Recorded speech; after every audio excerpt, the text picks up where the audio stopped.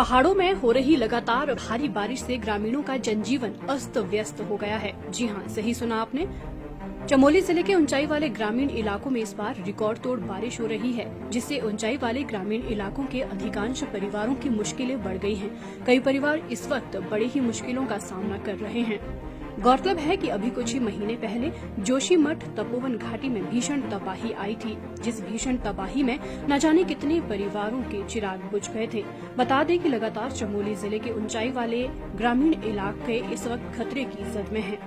लगातार पहाड़ों से भूस्खलन जैसी आपदा से लोग जूझ रहे हैं। अभी कुछ ही दिन पहले सीमांत घाटी के मरकुडा तमक के पास विगत कई दिनों तक पहाड़ों से पत्थरों की बरसात होने से कई दिनों तक सड़क बाधित रही और सीमांत घाटी के दर्जनों गांव का संपर्क टूट गया था।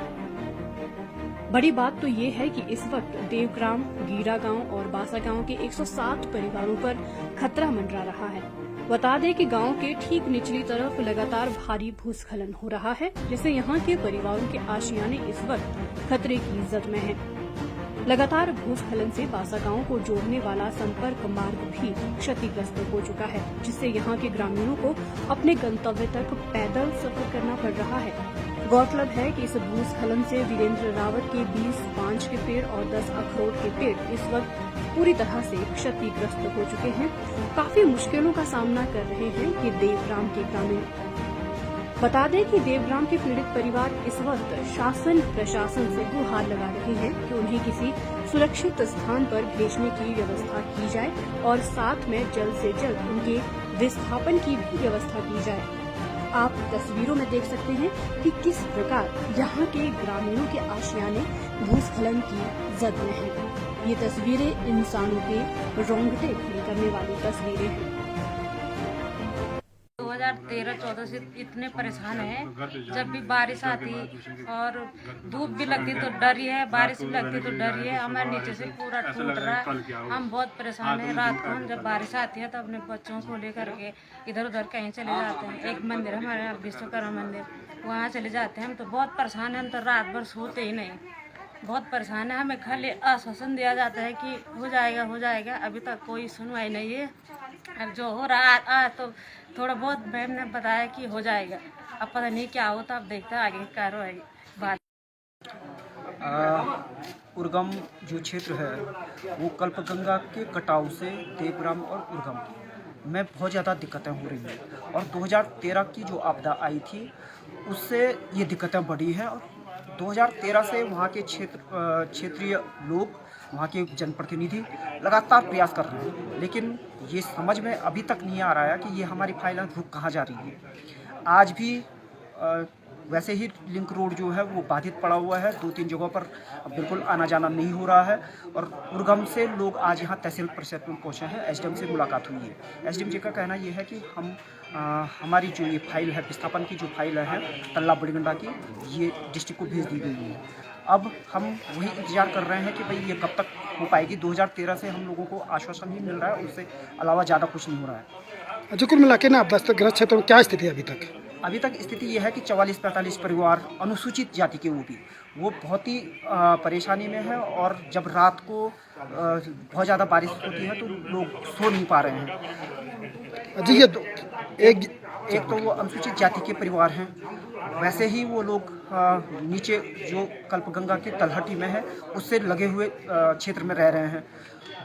जब इतनी ज़्यादा बाढ़ जैसी स्थिति हो जाती है तो लोगों का रहना दूभर हो जाता है। लोग रात को वहाँ से उठ करके अपने छोटे छोटे बच्चों को लेकर के और वही उसी बारिश में ऊपर के गाँवों में, ऊपर के परिवारों में शिफ्ट होते हैं। तो ये स्थितियाँ बन रही हैं। तो मुझे लग रहा है कि इसमें जब यदि त्वरित कार्रवाई नहीं होती है तो लोग एक बड़ा आंदोलन करने के लिए भी तैयार हैं। जी, ये जो अगर बहुत ज़्यादा कल से पहाड़ी टूट रहा है, इसके लिए क्या होना चाहिए इसका को लेकर खास तौर से? नहीं, उसमें तो ये है कि भाई जो शासन प्रशासन है ये त्वरित कार्रवाई करे और यदि इन लोगों को सुरक्षित रखना चाहती हैं तो इनको तो अन्यत्र शिफ्ट कर दिया जाना चाहिए बहुत ही जल्दी। धन्यवाद। 2013 से जो आपदा आई थी उसके बाद हम लोग लगातार तहसीलों के राउंड लगा रहे हैं और जिला स्तर तक भी हम लोगों ने राउंड लगाए हैं कि हमारी जो विस्थापन के लिए जो गांव परिवार सेलेक्ट हुए हैं उनका विस्थापन किया जाए। पर अब उस भूस्खलन इतना नज़दीक पहुंच गया है आबादी के कि गांव के लोग इतना परेशान हो चुके हैं कि हम प्रतिनिधि पे भी प्रेशर डाल रहे हैं कि आप कुछ भी करिए, इस चीज़ को लेकर आज हम यहाँ आए तो हमें यहाँ ये पता चला कि हमारी 2013 की चल रही कार्रवाई आज 2021 को जो है कुछ दिन पहले ही जो है वो जिला स्तर तक पहुँची है। और अभी इसका कोई लिखित आश्वासन हमारे पास नहीं है। मैडम ने कहा है कि 15 दिन के बाद एक लिखित आश्वासन भी आपको मिल जाएगा। यदि नहीं मिलता है तो हमने एक अल्टीमेटम मैडम को दिया है कि 15 दिन पश्चात पूरा उर्गम घाटी के 44 परिवार के साथ जो अन्य परिवार भी उस दायरे में आते हैं वो बिल्कुल खड़े होकर कर्मी अनशन के लिए तैयार रहेंगे। जी, जैसे आजकल बरसात है, लगातार भूस्खलन हो रहा है, तो जब रात को वो होता है तो भूस्खलन, तो आप लोग कहाँ जाते हैं इसको लेकर के? रात को भूस्खलन होता है तो जो बिल्कुल धार स्तूप के लोग हैं वो लोग परिवार से उठकर, हमारा एक मंदिर है विश्वकर्मा मंदिर, पंचायत घर है, वहाँ कुछ लोग वहाँ शरण ले लेते हैं, कुछ लोग अपने देवरानी जेठानी ऐसे गांव के परिवारों के साथ मिलकर रात गुजार लेते हैं। सुबह फिर अपने यहाँ आते हैं। फिर बस यही टेंशन होती है कि कहीं हमारे घर का कोई हिस्सा तो नहीं चल गया, ये तो नहीं हो गया, घर में कुछ है, व्यवस्थित है, बचा है या नहीं है। जी, आज आप ज्ञापन भी दिया एसडीएम को, एसडीएम से मिले, क्या क्या आश्वासन मिला आपको खासतौर से एसडीएम से आज? हम लोगों ने एक अल्टीमेटम बनाया था कि 2013 से तो हमें आश्वासन दिया ही जा रहा है मौखिक रूप से। बीच में मंत्री जी भी हमारे साथ आए थे तो उन्होंने भी स्थलीय निरीक्षण किया था। आश्वासन उन्होंने भी हमें दिया मौखिक रूप से, लेकिन हम पे आज तक कोई लिखित आश्वासन नहीं है। हमने मैडम से सिर्फ इतना ही कहा है, या तो आप हमें लिखित आश्वासन दे दीजिए 15 दिन के अंदर, और नहीं तो हम लोग धरने के लिए तैयार हैं। बस।